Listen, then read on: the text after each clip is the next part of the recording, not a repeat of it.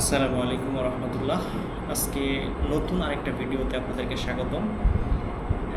আমার English language চ্যানেলে আপনাদেরকে একটা ইংরেজি টপিক নিয়ে আজকে কথা বলবো। সেটি হচ্ছে কিভাবে আমরা ইংরেজিতে কথা বলতে পারি। একটা সেন্টেন্স দিয়ে বিভিন্ন ওয়ার্ড শেখার চেষ্টা করব। তো প্রথমে আমরা যেটা বলবো, আমি উপদেশ দেই, আই অ্যাডভাইস।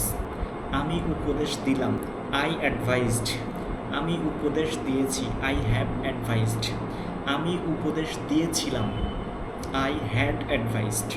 আমি উপদেশ দিব, আই উইল অ্যাডভাইস। আমি উপদেশ দিতে পারি, আই ক্যান অ্যাডভাইস। আমার উপদেশ দেয়া উচিত, আই শুড অ্যাডভাইস। আমি উপদেশ দিতে পারতাম, আই কুড অ্যাডভাইস। আমাকে উপদেশ দিতে হয়, আই অ্যাম টু অ্যাডভাইস। আমাকে উপদেশ দিতে হবে, আই হ্যাভ টু অ্যাডভাইস।